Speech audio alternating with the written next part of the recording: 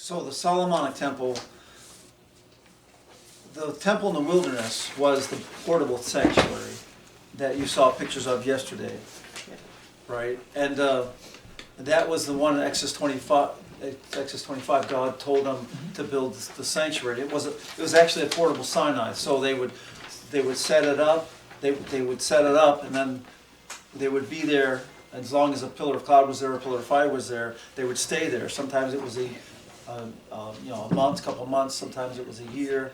I mean, they remember they were in the wilderness for 40 years. So wherever the pillar of cloud was, that's where they would be. And then when the pillar of cloud moved, then they would pack everything up, and then they would follow. And then wherever the cloud settled, they would rebuild the sanctuary. So it's pretty amazing. The Mosaic sanctuary is pretty amazing because it was so portable and it could be put together, taken down, carried. So when they went into the promised land, they kept the portable sanctuary. That's what they used. So that at first they were at Shiloh and they put the sanctuary there, but it was the portable sanctuary. And then of course that also moved. But when David wanted to build a temple, he wanted to build the God a permanent house. And of course, you remember the story in the Bible that God said, you're not the one to build the house, your son will build the house. So David collected all the gold and all this wood and all these things to build the house. David had collected all that. So when Solomon became king, then now you're in 1 Kings. And this is where it describes the building of the temple. That he builds the Solomonic temple, and he builds it according to the pattern that David and him worked out, that God worked through him. And so it's an expansion of, the Solomonic temple is the expansion of the Mosaic temple. And it has all the same symbolism, same imagery, only it expands. So instead of one lampstand, you see there's actually 12. Instead of one laver, there's actually 12. Instead of the table, the bread of the presence, you see instead of one, there's 12.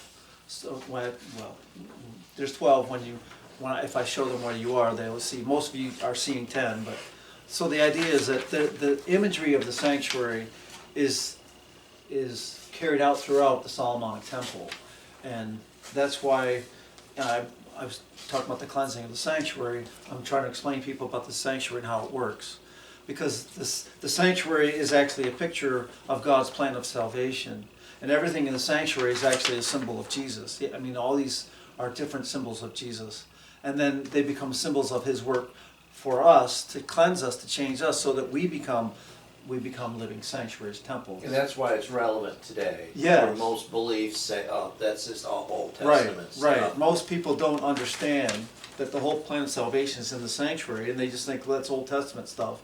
That's for the old law. Hebrews, for the Jews. Yeah, we'll just, that we don't need that anymore because we have Jesus. We have grace. What the problem is that then they're disconnecting the Old Testament Jesus from the New Testament Jesus, so that whatever happened, you always have in the Bible, everything is tested by the testimony of 2 or 3 witnesses, and the idea is that the 2 witnesses help give you a complete picture. And if you only have one side of the picture, then you don't have the complete picture. And actually, people talk about the New Testament. Oh, I just believe in the New Testament, but over 33% of the New Testament is just rewritten Old Testament. So if you don't know the Old Testament, then you don't know the New Testament, because the New Testament is based on the idea that you know the Old Testament. When Paul or Jesus, you read these, they're always referring to the Old Testament. If you don't know what they're referring to, then you're lost. So you're basically, again, you just have kind of a superficial understanding of the Giving your gospel. own interpretation Yes. based on the context of rights there, but Right. not looking at the context they were looking at. Right, and so the people obviously that writing the New Testament, they're Hebrew, and they're thinking in Old Testament thoughts, and they think their thoughts in Old Testament language. So when Jesus is dying on the cross, he's not, I think I'll quote Psalm 22. Psalm 22 is coming out of him because it's his experience. And so, Psalm 22 describes the experience of Christ on the cross, and when you read Psalm 20, you begin to understand. So the references of the New Testament to the Old Testament, the New Testament writers expected you to know what they're referring to. So they don't tell the whole story over again. They just give you a pointer text. like the just shall live by faith. Well, then they expect you to know that that's Habakkuk, and that's Habakkuk 2, verse 4, and they expect you to understand the context. Or Abraham believed God was reckoned to him as righteousness. Then Paul goes on, and he goes on like you already know that he's talking about Genesis 15 and what's going on in Genesis 15, and then Genesis 16 with Hagar and Ishmael, and then 17 the circumcision. He's expecting you to know the whole story. And so most people think it's just a proof text, and all they know is the text. But God, in the mind of the writer, he's expecting you to see the whole picture. And so as he talks on, that's why many people get lost with Paul. They don't realize that he's referring to the whole picture, and then he goes on talking like you know the whole story, and then people don't know it, and then Paul's hard to understand. Well, no, So again, you're getting half the picture. So this is the idea of the sanctuary. The sanctuary was the Old Testament model, a demonstration, a sandbox model to describe the plan of salvation. But it was a hands-on, like I said, all the senses: smell it, taste it, touch it, feel it, see it. And it was very graphic. I mean, I don't know if you've ever seen a bunch of animals get butchered and all the blood, and then cutting apart the different parts. And it's pretty graphic. And the idea is that God is getting our attention, showing that the consequences of sin is literally death, and this is not a game. There's real life and death consequences to the choices that we make.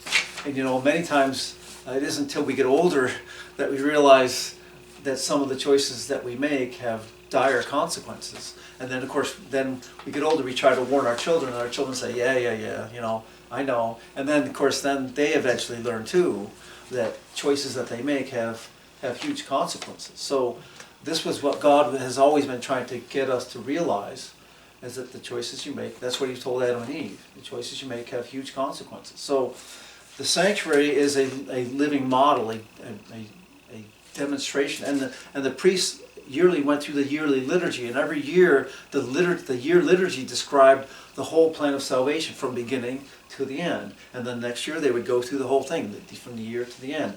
And so the feasts and the process of salvation was connected to the seasons of the year, the planting and the growing and the harvesting of crops, the whole, so that God used the cycles of nature and the cycles of life to describe the cycle of the plan of salvation. Exactly. So this is the bottom that she's showing. This is the outer court, the altar, and then the laver, and then you go in. Okay. So what I would do, I thought, since I covered so much material yesterday, and I know for some what I covered was kind of new or different, that I thought we could, if there's any questions about yesterday, something I shared was confusing, any questions about the Mosaic sanctuary, or that I could explain the imagery of the Solomonic sanctuary. It might be helpful. Some of the imagery, for example, in Revelation, or some of the things that you see, like in Ezekiel, you'll notice that in Ezekiel, when he sees the throne of God, there's 4 living creatures around the throne. And if you look at the Mosaic sanctuary, there's only 2 cherubim on the ark, and you're thinking, well, where did 4 come from, right? But when you see the Solomonic temple, and you see the most holy place in the Solomonic temple, then you see that there's 4 cherubim, there's 4 living creatures in the most holy place surrounding the throne of God, the ark, the mercy seat. And so then you begin to understand, when Ezekiel saw the throne of God, he saw the 4 living creatures. So this is more of an accurate depiction. You see the same thing in Revelation 4 and 5. You see the 4 living creatures around the throne. And those 4 living creatures are actually cherubim. And then you see them here in the Solomonic temple. Now you had said that within the ark, all those emblems are also within the temple. Yes. So I kind of get the manna, this table of showbread. Right. But Aaron's staff. Right. And the branch that budded. Can you hand me that menorah right there?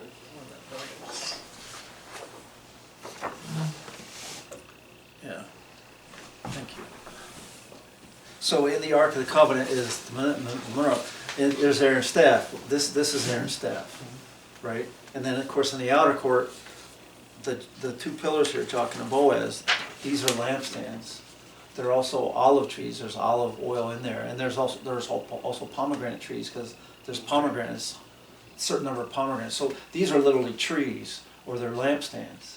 So here's Aaron's staff in the outer court, and here's Aaron's staff in the inner court, and then of course Aaron's staff in the most holy place is Aaron's staff. So it's the same thing. The bread pot of manna is here. You already see it on the table of the bread of the presence in the holy place. In the outer court, the grain offerings and the meat offerings are offered at the altar of burnt offerings. And that's where the bread is. So as everything is kind of cleansed 3 times, there's also Yes. freeze of Right. all of So it. the point is that everybody in every apartment is getting the same message, eternal gospel, but it comes in different forms, and as you grow closer to God, you become more understanding of how it applies in many times in many places, but it's the same principle, same truth. So I'm confused about something. So were there 2 or 3 temples? Was it the Solomonic temple that was destroyed after Jesus' death? No, yes. So, thank you. So, the Solomonic temple was built by Solomon, Yeah. and then that's the temple that's destroyed in the time of Jeremiah and Daniel and Ezekiel. Babylon. The Babylon comes and destroys the temple, and they took all the gold and stuff that was in Solomon's temple, they took it to Babylon. So this is what Jeremiah is weeping about, and this is when the stories that we hear about the hiding of the ark, this is when there's no more temple. After in 586, the final destruction of the temple, there is no temple. And then it isn't until they come back in 457, the decree to restore and rebuild Jerusalem, they actually build the temple. And this is what's later called Herod's temple. Oh, But Ezra and Nehemiah. Ezra and Nehemiah are the ones, and then Zechariah and Haggai are the prophet. And that's why Zechariah is having these prophecies, visions about building the temple. They're literally building the temple in times with Haggai and Zechariah. So there were 3 temples. that's what I Well, we thought. say 3 temples, but But this one was the most glorious. The Right. one they tried to replace it with wasn't nearly as ornate. right. The other temple that they talk about in Ezekiel, that one was never built. Yes, right. So what is the one in Ezekiel? I'm sorry, No, that's fine. The one in Ezekiel. Well, first of all, I don't know if I really want to. I don't know if I want to go there now. But the one Ezekiel temple. The different theories are that it's the temple. It's actually more like the temple that we're going to see at the New Jerusalem built in heaven.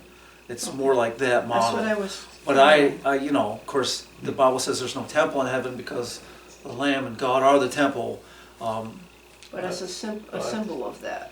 Yes, I have my own perspective on that, but I really like to, if I share that, I'd like to share that with proof behind it. So Okay, because I was just trying. there's a lot of different ideas about the Ezekiel temple. Because I was on the study in Ezekiel when they were doing that, and when Dan and Jim were talking about it, nobody seemed to be quite sure of what. Yeah, well, that's just it. So the point is that something like that, I can tell you plainly what I see, but again, if you look at the book of Ezekiel, Ezekiel ends with the reference to the temple. But we say a temple, but actually it's not a temple. There's no sanctuary furniture in that temple. There's no building, but the building is the people. Yes, but the point is there's no reference to any sanctuary furniture in Ezekiel temple, what they're calling a temple. Of course, the idea, the connection between a temple and a palace or a throne is very connected in Jeremiah. The sanctuary is the throne of God. Okay. The whole sanctuary is called a throne. I think what you're seeing in Ezekiel is the palace, the throne room, and it's a living temple. And there's no temple because God is the temple. The same thing you see in New Jerusalem. The New Jerusalem that comes down from heaven is where the throne of God is in the center. And then it's a living city, just like in Ezekiel 1, you have the throne of God as a living throne with the cherubim and the living wheels. God lives in living things. He doesn't live in, dead buildings. So, Well, Paul called this confused. living stone. That's right? Exactly. so Exactly. Ezekiel. You will be pillars in the house of the Lord. So a short version of what's going on there is that I think that what you're seeing in Ezekiel is actually the throne. the palace of the King of the universe. And it looks, we like to see it as a temple because that's the way we see things, but God is the temple, and then the living palace, the living people in his kingdom are the temple. So that's where, Ezekiel, Revelation kind of borrows from that idea. But that's something that I would like to prove from Ezekiel, not just say. But a lot of people have different ideas, and some of their ideas are, they actually think, like if you talk to evangelicals, they actually think that's the temple that's going to be built in New Jerusalem, that's going to cause the Armageddon and all that stuff. So there's a lot of different theories about Ezekiel temple that I don't think, there's a lot of baggage with it that's not correct. That's why I'm kind of slow to go into it. Yeah, I had left that study kind of confused, and this question's been stuck in my brain ever since. Yeah, well, I think the answer to the end of Ezekiel is at the beginning of Ezekiel. And if that's the way I see God explaining things with the chiastic structures. So that's why I explain the ending of Ezekiel by going back to the beginning. So yeah, it's very interesting when we get to heaven, we see the New Jerusalem, we'll see all the imagery that we think we're familiar with, and we'll see it in a new light, and our minds will go, oh. Living examples instead of blocks and chunks of wood. Stone. Yes. Right, So- I don't see it as a physical place, I see it as a physical place. That all those emblems are here and exemplified in human beings. And Yes. that's why we're living stones. Yes. We're not, and we will be pillars in the house of the Lord. We will be the stones that make up the sanctuary, Yeah, that's the right. temple. That's right. But the thing is, what I say is, that's true, and that's absolutely true. But that's not all of it, because what happens is, just like when God made Adam and Eve, right, in the Garden of Eden. So the Garden of Eden is a sanctuary, it's a temple, but it's a living temple with living trees and right. And so Adam and Eve are living temples. Yes.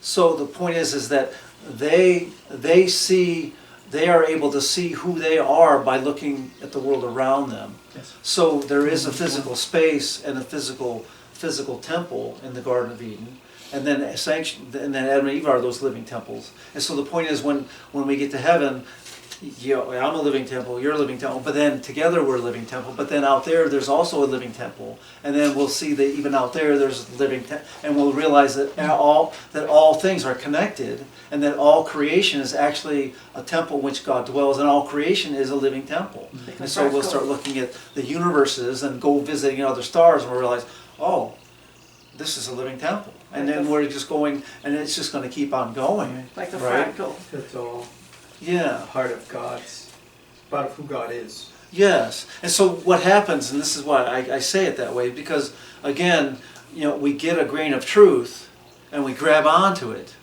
And then we say, this is the truth. Oh, that's not the truth, and that's not the truth. This is the truth. But see, that's not God. God's truth is eternal. So I don't want to grab a kernel of truth and then deny so much other truth because I think I have what I think is the truth. I want to be open to see there's truth and there's truth and there's truth and for God He's eternal. So truth is eternal, and it's not just time and space. And it doesn't exclude time and space. It actually includes it, but it's not limited. And that's I think what has damaged Christianity and the gospel is because people get some idea, and then their idea is the truth, and nothing else can be truth. It has to be this idea. And instead of being inclusive and including everybody and seeing the principles that apply to all time and space and all people, we get this limited idea. No, you got to see it my way, or you don't have the truth. As if I somehow. That's why we have so many denominations. Right, and we Exactly. have so many people kind of building their little fortress around what they say is the truth, rather than, the sanctuary was never intended to be a fortress. It was intended to be a source of life The light that on the flowed. hill. Yeah, that flowed out. That's Ezekiel's temple. The living water flows from the temple, and the further it gets from the temple, the deeper and the richer and the wider it gets. And so Jim's sermon a couple weeks ago Yes. was kind of on Ezekiel's Yeah. temple, and he was talking about how all these big cities are on a waterway. I mean, you got to have the source of water. Right, that's right. And yet Solomon's temple is built on top of a mountain. There's no water source, and it's like, well, how can that be? Well, because the people were to be the water, Christ was the light, he was That's to be right, the that's light, right. the water was coming out, and so, yeah, I never really looked at it that way, That's right. yeah. And that, yeah, so see this, and this is what's neat about the sanctuary, because the sanctuary is given, you know, like in pictures. So we get this picture in our mind, but it is given in symbols. And the idea of a symbol is that it can grab your mind and paint a picture, but then since it's a symbol, then it's not stuck, so it's that it has to be that symbol every time. You know, it's And there's a backside to a symbol. yeah, the You symbol. see all the way around. Right. So, and so it's really neat. That's why in Hebrew, you know, the Hebrew language, they would paint pictures with their words, and one Hebrew word can mean many different things. I mean, you could look it up in a Strong's, look up a Hebrew word, and there could be 40 or 50 words that it can be translated into, which is why sometimes translating the Bible can be a challenge. And the context is supposed to help give you a clue about what it means, but each word is rich with variations. So you could say, you know, 30 or 40 English words to translate one of those Hebrew words, and every one of those 30 or 40 words could be correct. And so the point is, you know, sometimes we get dogmatic about something, and then say, yeah, but what if you put this word in there? Then you go, oh, well, that gives it a whole new. Well, yeah, well, that's the point, right?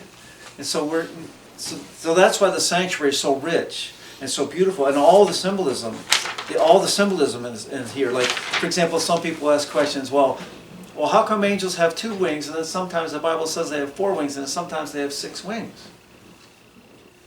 Okay, well, when you look in the ocean, do you see one kind of fish?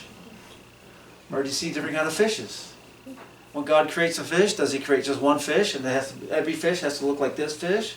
Or does he create beings that have, I mean, look at people. Every one of us, don't we look different? Well, how come we don't all look the same? Because when God creates something, right, he's not stuck in you know, there's differences. And so, also the wings, different wings deal with different functions. So there's a meaning behind the wings. So.